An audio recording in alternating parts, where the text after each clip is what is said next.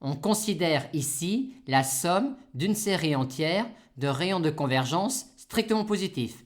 Et on nous demande alors de montrer cette formule-là où petit r est un réel strictement positif et strictement inférieur à grand R.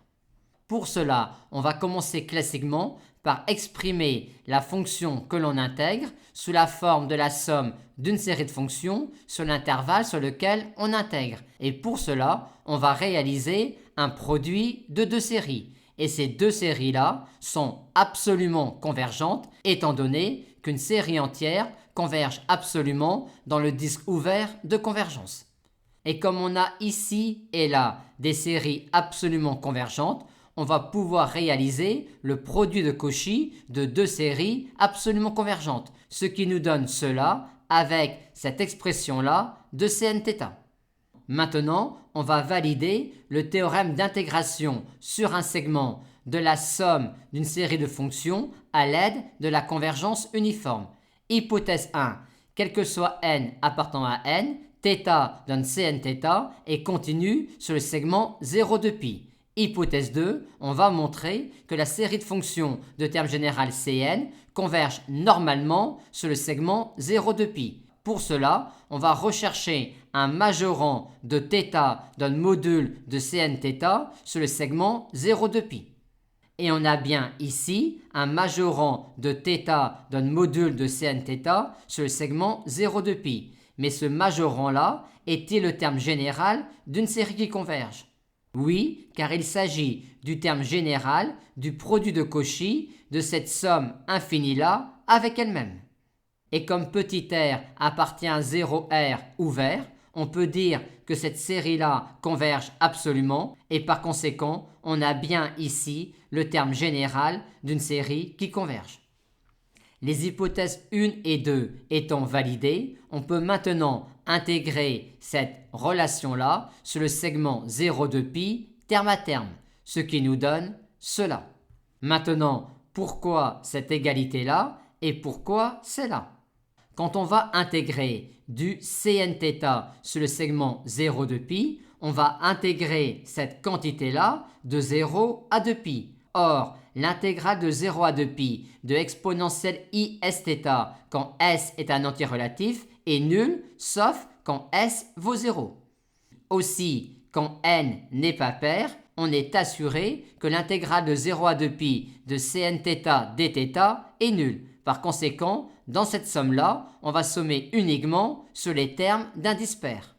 Et maintenant, quand on regarde C de n, on a alors que quand on va intégrer cette quantité-là, toutes les intégrales seront nulles, sauf quand k est égal à petit n.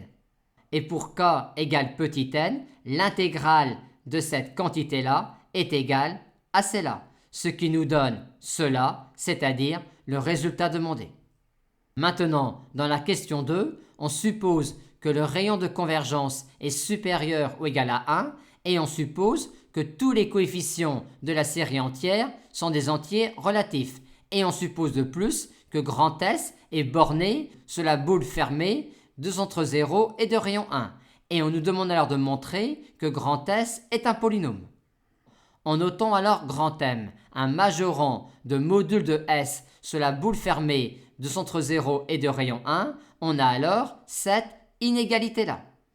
Et pour aboutir à S polynôme, on aimerait montrer que les coefficients de la série entière sont nuls à partir d'un certain rang. Or, dans la question 2, les coefficients de la série entière sont tous des entiers relatifs. Et comme on nous parle ici de série, si on arrivait à montrer que AN tend vers 0, on pourrait alors en déduire que AN est nul à partir d'un certain rang. Mais pour cela, il faudrait que l'on n'ait pas ici la série des modules de AN carré R de n, mais la série de termes général module de AN au carré. Et on nous a dit que grand R était supérieur ou égal à 1, d'où l'idée de s'intéresser à la série de termes général module de AN au carré. Et pour cela, on aimerait prendre petit r égale 1 ici, mais ce n'est pas possible si grand R est égal à 1, mais on va gérer classiquement cette situation-là en disant tout d'abord que si grand M au carré majore cette somme-là, Étant donné qu'il s'agit d'une somme infinie de réels positifs, grand M au carré va également majorer toutes les sommes partielles de la série.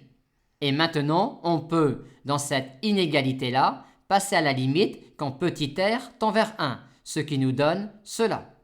Et de cette inégalité-là, on en déduit que la série à thème réel positif module de n au carré converge. Et maintenant, comme la série des modules de n au carré converge, on a en particulier que module de an tend vers 0. Or, comme an est un entier relatif, il existe donc un indice à partir duquel tous les coefficients an sont nuls, ce qui permet de répondre à la question posée.